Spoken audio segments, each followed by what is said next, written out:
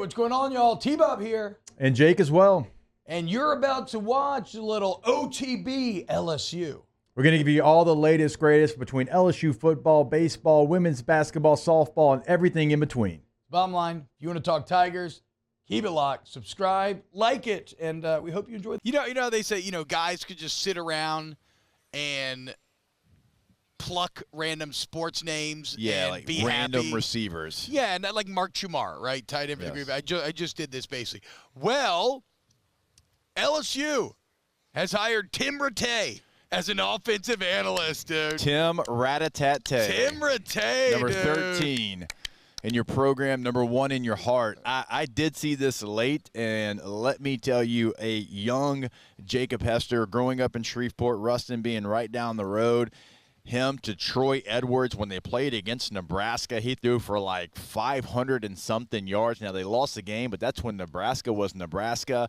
I was a massive Tim Rattay fan, and so this really brought some great memories from childhood when I saw this news. So the Nebraskan, that's your favorite Tim Rattay memory. I don't even have Tim Rattay memories except that I just know the name. Like I don't have any great conversational follow-up here, except say that Tim Rattay's been hired as offensive analyst, as Jake said, alluded to, former Louisiana Tech quarterback, coached at Louisiana Tech with Joe Sloan, so it makes sense in why he was brought in. He has been at Oklahoma State as the quarterback coach the last 5 years, so basically he's just been working with Alan Bowman. Got to be pretty excited to get with Nuss here. And he's done time in the NFL and whatnot. Used to coach for the Niners. So I think, look, here are maybe the takeaways here. This is a good quarterback, offensive football mind who's spent a lifetime in the game. Yep. And he has Louisiana ties, which continues the theme of this entire coaching staff, which I believe now, and I think Moscona made a segment on this, but I believe now, Jake, almost every single coach, top to bottom, has some sort of Louisiana ties. So it took Brian Kelly maybe a bit longer to get here. After everybody when he was first hired was saying, you have to have this, you have to have this. But now, they have, again, everybody has some sort of ties to the state of Louisiana. Which I think is very important. It's a unique state, and it is somewhere where you have to have that. You got to be able to walk in any high school. You got to be able to know the lay of the land. North Louisiana is different than South Louisiana. South Louisiana is different than Southwest Louisiana. I mean, there's different pockets. Northeast Louisiana is kind of its own place, and so there's different pockets, kind of different personalities as well. But you have to know all of them because you got to hit corner to corner. You got to hit Shreveport. You got to hit Monroe. You've got to hit Lake Charles, Lafayette, New Orleans, Baton Rouge, Houma.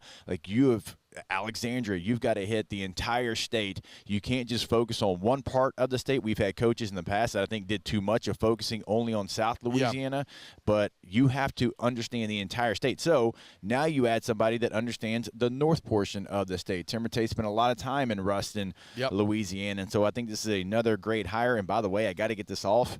He was 46 of 68 for 590 yards against Nebraska in 1998. God. 68 passes and 98? Troy Edwards, shout out Shreveport, threw one great. 21 catches for 405 yards.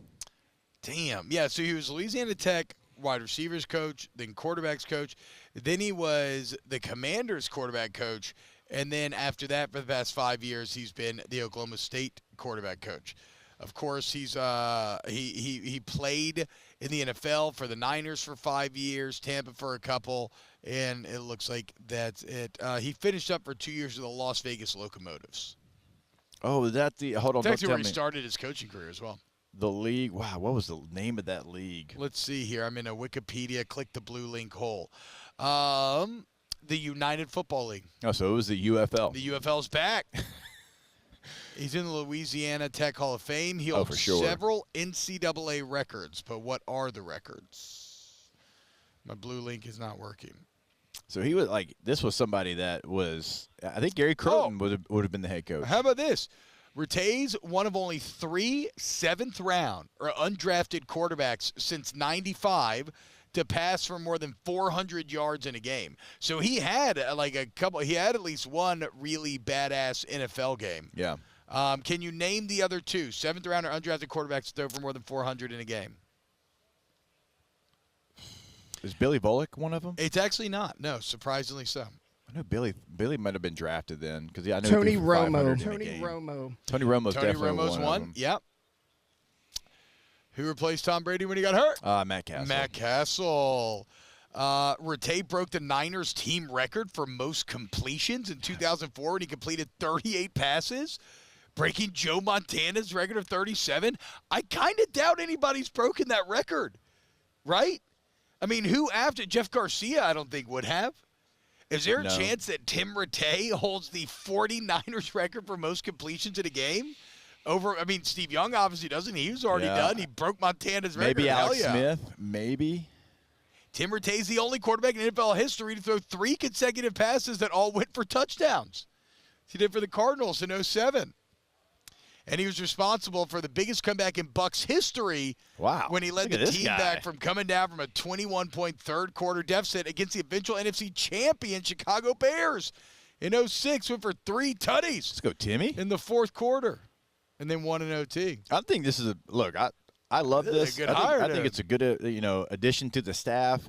Again, the Louisiana ties and all of that, and I'm sure he's got a relationship with Joe Sloan because Joe was at Louisiana Tech, and I'm sure that they've crossed paths before. I'm sure him and Blake Baker know each other as well. So you add somebody like that to the staff to work with quarterbacks, like that just feels like an added bonus to what you already have, and I think it's a great move. I think it makes all the sense in the world. This is somebody that has done it on multiple levels. He's been very successful, I think, in his coaching career, certainly as a player, as we're laying out all the accolades that he had there. So an analyst, absolutely. Sign me up for all of Tim Rattay being an LSU Tiger. Yeah. So, look, we're having fun, going down and looking at some of the random accomplishments of Tim Rattay, but again, that is a long-time NFL quarterback who's got straight into coaching when he's done. That's a really good offensive mind to add to the mix to help out Joe Sloan. Because right now, if we're being completely honest, Joe Sloan feels like the weakest link of the coaching staff. Now, you could say that that's really a credit to the staff, and I would agree with that. Because it does, I think LSU, that is maybe the single greatest strength on the team that it has, is that top to bottom, from the position coaches, the coordinators, to everybody. I think they're super strong everywhere. Sloan's kind of the only one that's maybe called into question.